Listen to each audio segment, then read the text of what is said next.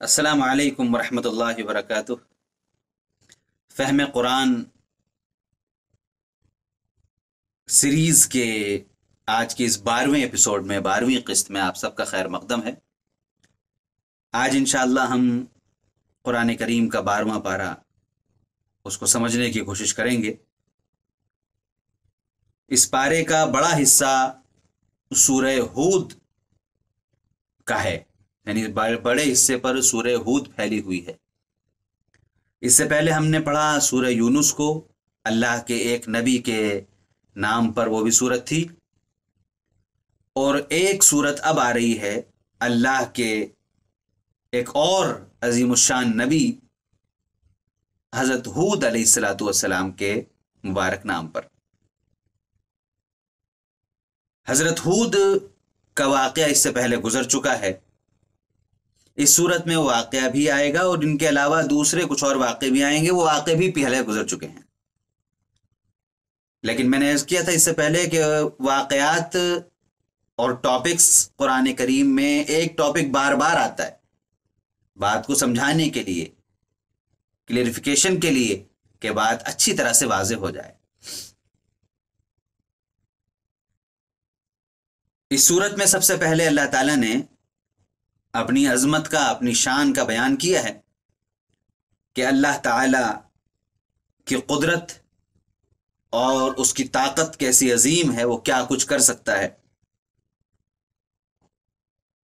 اس کے بعد پھر اللہ تعالیٰ نے اس صورت میں دوسرے ہی رکوع میں قرآن کریم کا ایک چیلنج بھی آ جاتا ہے، جو بالکل شروع میں بھی آیا تھا، اس کا ذرا سا رنگ بدلتا رہا ہے، لیکن قرآن کریم کا یہ چیلنج پوری انسانیت کے لیے ہمیشہ سے باقی ہے کہ اگر کسی میں دم ہے، کسی کی حیثیت ہے، کسی کی اوقات ہے، تو وہ قرآن کریم جیسا کوئی اور کلام پیش کر کے دکھائے۔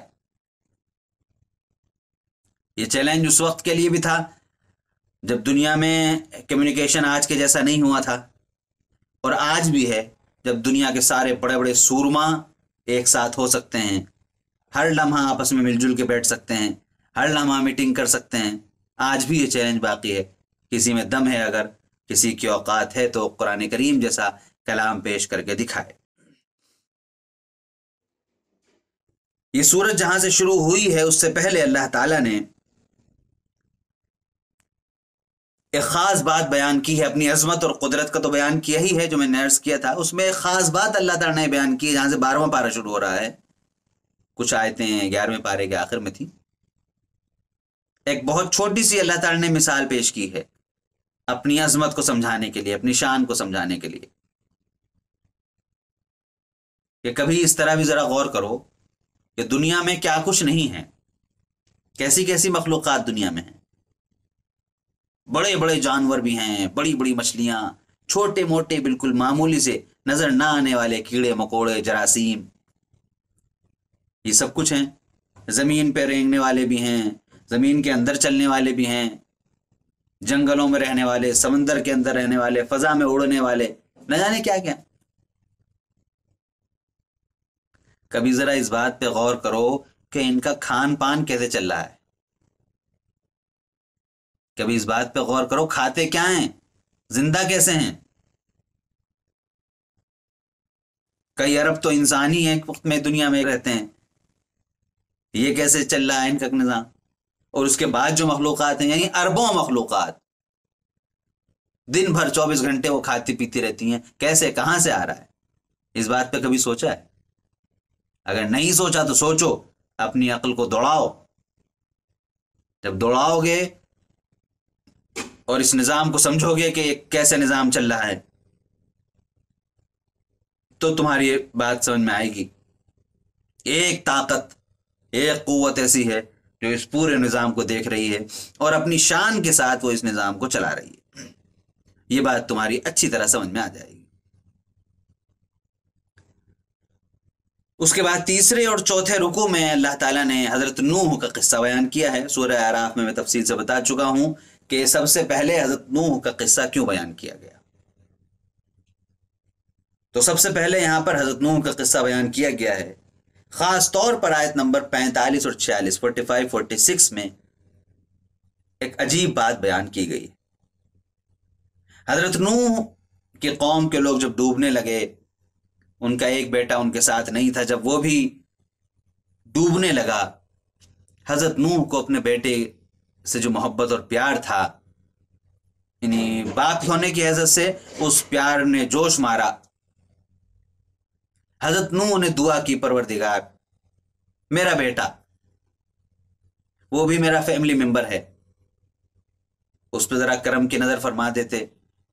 لیکن خاص دیکھنے کی بات یہ ہے، حضرت نوح علیہ السلام نے یہ نہیں کہا کہ پروردگار بس مجھے چاہیے ہی چاہیے، میرا بیٹا مجھے لوٹا دے، اسے ڈوبنے سے بچا لے، کسی بھی طرح سے ہو اسے، میرے بیٹے کو ڈوبنے سے بچا لے۔ حضرت نوح نے یہ نہیں کہا، اور کسی مومن کو بھی دعا ایسی نہیں کرنی چاہیے۔ یہاں سے سبق ملا کہ مومن کی نظر ہر حال میں پروردگار عالم کی حکمت پر، اس کے تدبر، اس کی جو قدرت ہے اس کے اوپر ہوتی ہے۔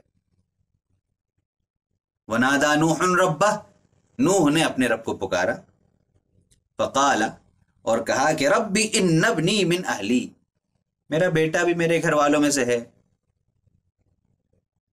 وَإِنَّ وَعْدَكَ الْحَقُّ، لیکن جو تیرا وعدہ ہے وہ سچ ہے، وَأَنْتَ أَحْكَمُ الْحَاكِمِينَ، تو بہترین فیصلہ کرنے والا ہے۔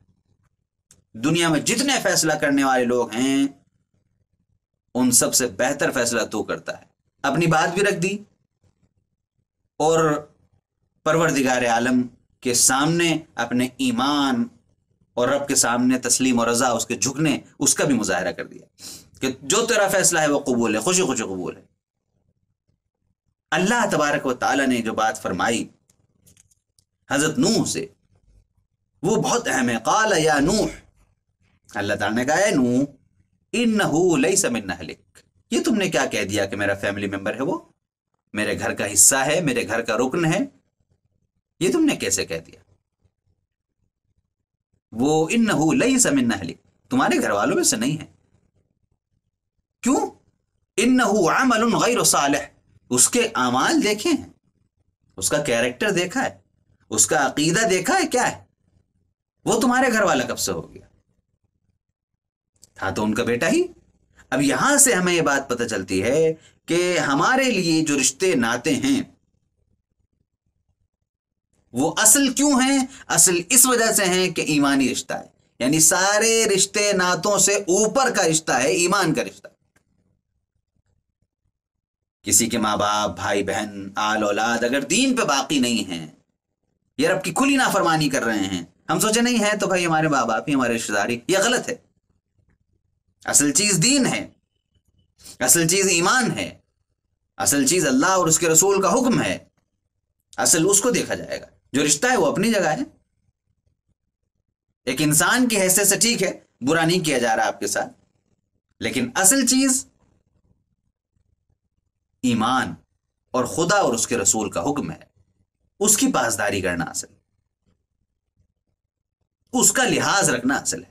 یہاں سے بہت کلیئر پیغام قرآن کریم نے دیا، بالکل صاف بنا کیا، انہو لیس من اہلک، وہ تمہارے خاندان کا نہیں ہے، تمہارا نہیں ہے، تمہارے گھر والا نہیں ہے۔ کیوں؟ انہو عمل غیر صالح، اس کے اعمال اچھے نہیں ہیں، اس کا کیریکٹر ویسا نہیں ہے جیسا نبی کے بیٹے کا ہونا چاہیے، اس کا کیریکٹر ایسا نہیں ہے جیسا کہ ایک مومن کا ہونا چاہیے۔ جب اس کا کیریکٹر خراب، مومن والا کیریکٹر نہیں، تو پھر وہ تمہارے خاندان کا بھی نہیں، تمہارے گھر کا بھی نہیں۔ فلا تسأل ما ليس لك به علم، لہذا کسی ایسی چیز کے بارے میں نوح سوال نہ کیا کرو جس کا تمہیں علم نہ ہو۔ تم تو ظاہری رشتہ دیکھ رہے ہو، لیکن جن چیزوں کا علم نہیں ہے تمہیں، ان چیزوں کے بارے میں نہ مانگا کرو۔ پھر آگے حضرت نوح نے بالکل وضاحت کے ساتھ فرمایا اس بات کو، اور انہوں نے تسلیم کیا اس بات کو کہ پروردگار، ایک بات میں نے تیرے سامنے رکھی تھی، ایک درخواست تیرے سامنے رکھی تھی میں نے، اس کا مطلب یہ نہیں تھا کہ میں خدا نخواستہ میں تیری کوئی نافرمانی کر رہا ہوں یا تجھ سے کوئی ایسی چیز مانگ رہا ہوں جو مجھے نہ مانگنی چاہیے، یا خدا نخواستہ میں تیری حکمت کو، تیرے فیصلے کو میں غلط سمجھ رہا ہوں۔ اس کے باوجود پروردگار مجھ سے غلطی ہوئی ہے تو مجھے معاف فرما دے، کہیں ایسا نہ ہو کہ میں نقصان اٹھانے والوں میں سو جاؤں۔ حضرت نوح کہہ رہے ہیں ایسا نہ ہو کہ میں نقصان اٹھاؤں، جو تیرا فیصلہ ہے وہی فیصلہ ہے۔ یہ بہت ہی عظیم اس کے اندر سبق ہم لوگوں کے لیے چھپا ہوا ہے۔ اس کے بعد پھر واقعہ آگے بڑھتا ہے تو قوم عاد کا ذکر ہے، پیچھے ذکر آ چکا۔ اس میں حضرت ہود علیہ السلام نبی بنا کے بھیجے گئے تھے، انہی کے نام پر یہ سورت بھی ہے۔ اس کے بعد پھر قوم سمود کا ذکر ہے، اس میں حضرت صالح نبی بنا کر بھیجے گئے تھے، ان کی طرف اشارہ، ایک ایک رکوع میں ایک ایک نبی کا ذکر۔ تیسرے اور چوتھے رکوع میں حضرت نوح کا، پانچویں میں حضرت ہود کا، چھٹے میں حضرت صالح کا، ساتویں میں حضرت لوط کا، آٹھویں میں حضرت شعیب کا، نویں میں حضرت موسیٰ کا۔ کلیئر ذکر نہیں ہے یہاں پر حضرت موسیٰ کا، بہت وضاحت کے ساتھ نہیں ہے، پچھلی صورت میں بہت وضاحت کے ساتھ تھا، بلکہ بس یہ کہہ لیں ایک ٹچ ہے ذرا سا حضرت موسیٰ کے قصے سے۔ اور آخر میں اللہ کے رسول صلی اللہ علیہ وسلم کو کچھ خاص نصیحتیں کی گئی ہیں، جن کا خلاصہ نصیحتوں کا یہ ہے کہ اللہ تعالیٰ نے آپ کو جو پیغام دے کر بھیجا ہے آپ اس پیغام کو پہنچاتے رہیے، اپنی قوم کے لوگوں کو یہ بتاتے رہیے کہ دنیا ختم ہونی ہے، دنیا کا نظام چلا، ایک سے ایک نبی آئے، ایک سے ایک بڑی طاقتور قومیں آئی، یہ نظام چلتا چلا جا رہا ہے، قیامت آ جائے گی۔ اس طرح پرانی قومیں ختم ہو گئیں، فنا ہو گئیں، اس طرح یہ قوم بھی فنا ہو جائے گی اور ختم ہو جائے گی۔ تم لوگوں کو چاہیے کہ اپنی آخرت سنوارو، اپنی زندگی کو، دنیاوی زندگی کو بھی اچھا بناؤ اور اخروی زندگی کو بھی اچھا بناؤ، تمہیں اس کی فکر کرنی چاہیے۔ اگر تم نے اس کی فکر نہیں کی تو پھر شامت آ جائے گی۔ کم سے کم آخری درجہ یہ ہے کہ قوم یونس کی طرح، حضرت یونس کی قوم کی طرح کم سے کم اپنا ذہن اتنا تازہ رکھو کہ آخرت سے پہلے، عذاب سے پہلے، خدا کی ناراضی نازل ہونے سے پہلے توبہ کر لو، کم سے کم اتنا تو کرو، کہیں ایسا نہ ہو اس میں بھی دیر کر دو اور پھر فرعون کی طرح توبہ کرتے رہ جاؤ اور توبہ پھر کوئی کام نہ آئے، ایسا نہ ہونا چاہیے۔ اللہ کے آخری نبی حضرت محمد مصطفیٰ صلی اللہ علیہ وسلم کے ذریعے اللہ تعالیٰ نے یہ تمام واقعات بیان کر کے امت محمدیہ کو اس بات کا پیغام دیا ہے، اور پھر آخر میں توحید کے تذکرے کے ساتھ یہ بات ختم ہو گئی ہے، یہ سورت ختم ہو جاتی ہے۔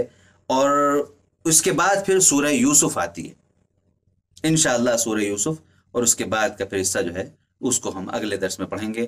جزاکم اللہ خیر، السلام علیکم ورحمۃ اللہ وبرکاتہ۔